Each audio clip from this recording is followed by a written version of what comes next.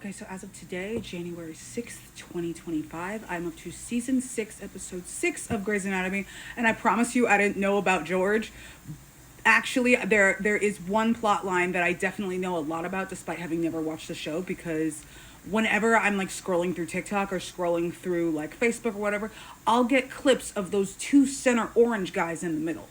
So this is Jackson and April. I refer to them as Suzy Pepper and the People's FINNICK ODAIR. The People's FINNICK ODAIR because I remember when that man was in every single Hunger Games fan cast.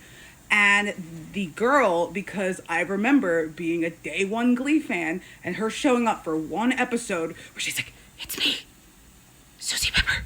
So even though like April actually just got let go from the hospital, I know she has to be coming back because I know that these two get together. I have no context for how we get here, but I know that at some point April and Jackson run away from a wedding together. Like she's gonna get married and then she leaves the guy for him, and then he's got a girlfriend and he's like, "Oh, I'm sorry, I'm gonna break up this wedding." And the girl is just like, "Oh shit." I also know like he's connected with like high up medical people. Like when there were like, I think there was like a clip somewhere about an award and then everybody was asking him about it. I have no context for any of that, but I do know all of those things happen. So I will confess I have seen certain clips of Grey's Anatomy out of context, but it wasn't relevant until now when they showed up. And if you really want proof that I've never seen this show before, there is a video that I put up last night that didn't make it onto TikTok, but made it onto YouTube, where I sing Izzie Stevens' praises as my favorite intern who has never done anything wrong in her life. I'm just gonna go back to watching the show and celebrating that Best Girl is alive. Like, I know that like she has done some bad things. Like that whole thing with George was not good. That was my least favorite time to be an Izzie girly. The Denny Duquette thing and the Elbag wire wasn't like the best thing either, but like, I don't care. I support her rights and her wrongs. So I was saying those things up to season 6, episode 4. By season 6, episode 5, she has killed a patient, she has left Alex, and she has disappeared into the ether. And honestly, I'm really upset about it. Like, I really thought that when she made it past, like, the almost double killing of the season 5 finale, that she was gonna be okay. But, like, she, like, completely left the hospital. Like, there was, like, a whole thing, like, they were trying to figure out, like, who killed a patient. That's why April got fired. And Alex was just super distracted because he was just constantly on the phone trying to get his wife back. And she calls, but then he has to hang up on her because he has to do like a crike, whatever that's called. But she called through a restricted number, so he can't reach back out to her, so I have no idea where she is. And thus my heart is in turmoil because my ship is in jeopardy.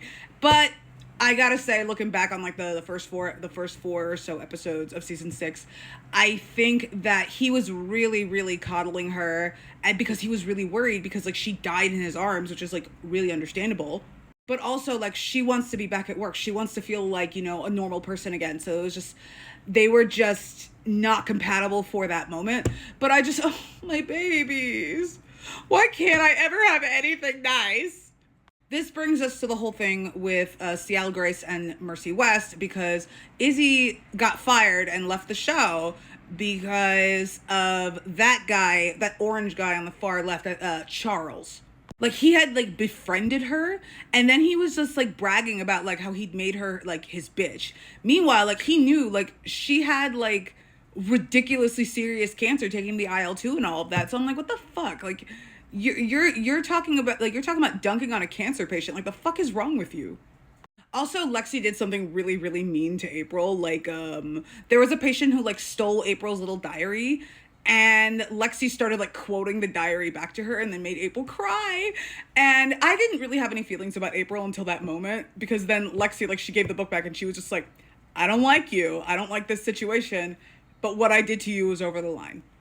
So I'm really excited to be seeing more of Suzy Pepper and the People's FINNICK ODAIR. The girl on the far right, I think she didn't really like throw April under the bus, but like she did tell the chief like what happened, and that's why April got fired. But I'm not worried about it because I know her and Jackson get together. So, and I know that like eventually she becomes a doctor at the hospital again. I guess with Izzie's departure, there's still room for her on staff. But either way, I promise you, I did not know about what was going on with this show, apart from the stuff with Jackson and April. And I'm pretty sure I have a lot of that out of context. Because if I had known about that stuff, I would not be as devastated as I am about these two being on the rocks. So in the video about like up to season 6, episode 4 that didn't make it onto TikTok but made it onto YouTube, I mentioned that I don't know how I feel about Cali and Arizona, but like now I'm a little bit more on board for them because of the way that Arizona stepped up to speak to Cali's dad once like he brought over like the priest and started quoting the Bible at her. Which that was an incredibly progressive storyline for like the early, like the late 2000s, early 2010s. Like when Callie was quoting all that scripture back at her dad, I was snapping it out in my house at home where she couldn't hear me, like watching the show like what 15 years after it aired. Like I was like, yes, girly, yes. That being said, though, I'm still on the fence about Arizona. I'm cool with her and Callie like for now, but I'm on the fence about Arizona because there was something just really, really like odd, like strangely biphobic about the way that she was excusing Callie's dad. Like I understand the culture shock that it would be for Callie's father to be like, oh, like Callie was dating men all her life and now she's dating a woman, like that is strange. But the way Arizona framed it as Callie has to be the one to step up and meet her father, like where he's at rather than the other way around, it felt unfair because like Arizona is thinking about it as someone who's like never ever had a date with a man ever. Like I think she's what is referred to as a gold star lesbian. And Callie's calling herself gay, but like she's bisexual. Like she's definitely bisexual. So it feels like they're setting Callie up for like all of this extra pain and heartache when let's say her and Arizona break up and then she dates a guy again. Like her dad is gonna have to deal with this whole thing all over again, and then Callie's gonna have to deal with coming out to her family over and over and over again. And I'm just like, Arizona doesn't understand the shittiness of that. Like she understands a different kind of shittiness, but not that shittiness. And I feel like I would have liked to see a little bit more empathy from Arizona being like a more experienced member of the Alphabet Army than I think that she showed Callie in that moment. But I do think that her stepping up to Callie's father and saying all that stuff about like I am a good man in a storm. I am the person that my father raised, because like she's clearly like she comes from a military family, and she's just like, my family feels the way about country the way you do about God, and they were still able to accept me because I am still the daughter that they raised, and Callie is still the daughter that you raised. That was a really nice moment for Arizona. I am willing to withhold judgment for now. I would just really like her to show a little bit more empathy for the male liking parts of Callie as well. So anyway, that's where I'm at in regards to everything going on with Grey's Anatomy as to season 6, episode 6.